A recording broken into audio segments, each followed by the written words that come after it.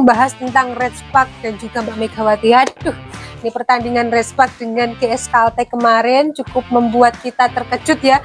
Selain kemarin Vanja Bukilik cedera belum kelar, ini urusannya gimana nanti pemain penggantinya gitu ya. Ini harus ada yang cedera lagi nih, middle blocker kebanggaan kita ya, Park Eun-jin. Gimana nih menurut pendapat kalian, apakah Red Spark bisa melalui musim ini semulus seperti sebelum-sebelumnya memasuki ronde ke-6 ini gitu ya? Silahkan tulis pendapat kalian di kolom komentar. Gimana nih Jin? Ya semuanya lepas dari prediksi dari para pengamat bola voli ya, yang mengikuti pertandingan antara Red Spark juga GS Caltech kemarin.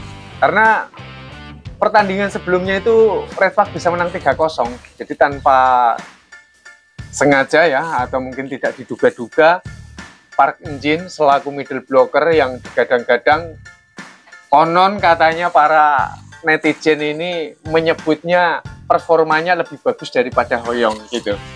Ternyata harus mengalami cedera, dan benar saja Vanja Bukilik tidak ikut serta karena harus libur, mengalami cedera, ditambah lagi Park Eun-jin. Akhirnya Red Spark pun harus melemah dan mengakui GS Caltech harus menang. Ya, ini seperti di musim lalu ya, kalau kita lihat dua pemain sekaligus dan itu sudah memasuki musim akhir gitu ya. Nah, ini Red Spark gimana ini? Apakah bisa memberikan performa terbaik mereka gitu ya nantinya gitu? Kalau untuk posisi, saya melihatnya secara pribadi, posisi Red Spark itu lebih buruk sekarang daripada di musim lalu. Karena yang cedera ini penyerang ya, untuk kawan duet dari Megawati, dan nggak tanggung-tanggung juga seorang middle blocker yang digadang-gadang oleh tim mereka gitu.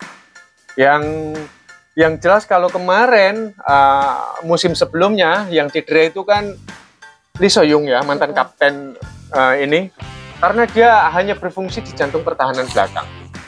Terus kemudian juga Hoyong ya, Hoyong middle blocker, keaktifannya saya pikir juga Park Eun-jin memang tidak kalah dengan Hoyong. Kalau saya melihatnya dari keduanya memang selevel standar gitu. Walaupun banyak orang mungkin ya mengatakan sebagian dari kekurangannya gitu, tapi saya melihat Park Eun-jin juga Hoyong cukup bagus untuk sebagai seorang middle blocker. Nah, untuk pertandingan berikutnya nanti akan bertemu dengan Pink Speeder pada tanggal 1 Maret 2025. Kira-kira gimana nih guys? Apakah Red Spark bisa mengimbangi permainan dari Pink Speeder? Mengingat ya kemarin dengan GS Caltech harus kalah 3-1 ya. Nggak nyangka ya sebelumnya ya. Betul.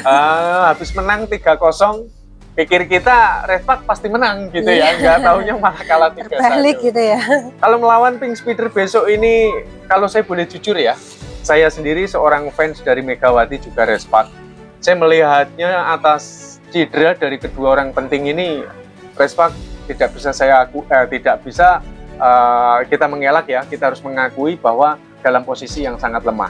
Jadi kalau kemarin aja absennya Megawati nggak ikut ya, Betul. saat melawan Pink Speeder aja cuma dikasih nilai 3-0 ya, nggak pecah telur.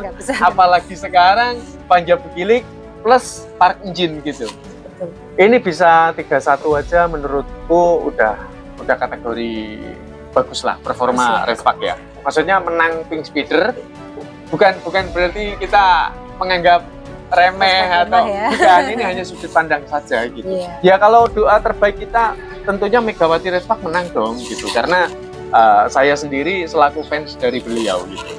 Betul, karena kemarin Vanja Bukilik cedera tidak bisa ikut main aja, serangannya kurang bervariasi, dan untuk Mega sendiri otomatis mudah sekali dibaca ya, karena semua fokus konsentrasi pasti jagain Mbak Mega ini. Pasti kita bisa melihat dari bloker-blokernya ya, ketika Mega melakukan smash gitu, tapi pada saat lawan dari GS Caltech ini dia menyerang gitu, saya lihat Megawati banyak sekali dia ngeblok seorang diri gitu.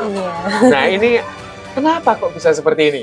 Dan kelemahan yang berikut saya melihat memang selalu di pertahanan Red Spark ini, di bagian belakang ini memang sangat lemah dari dulu kala ini. Jadi saya pikir banyak teman-teman yang setuju dengan pendapat saya ini. Red Spark ini kalau untuk penyerang, kalau sama-sama seperti Vanja Bukilik tidak cedera, Park Jin juga tidak cedera, itu penyerangan Respak ini sebetulnya udah cukup bagus. Hanya jantung pertahanan belakang ini betul-betul sangat lemah gitu. Iya. Oke, jangan lupa untuk saksikan pertandingan Respak melawan Wings Speeder pada tanggal 1 Maret 2025. Jangan sampai terlewat ya. Kita berdoa semoga Respak bisa memberikan performa bisa menang terbaik. gitu ya, 3-0 gitu ya. Amin, itu harapan kita ya. Kita lihat semoga Ko Hee-jin mampu mengeluarkan apa ya, formasi terbaiknya gitu ya, walaupun dua pemain inti tidak bisa ikut bertanding. Terima kasih buat yang sudah mengikuti obrolan kita pada kali ini. Kita jumpa lagi pada konten berikutnya. Bye bye.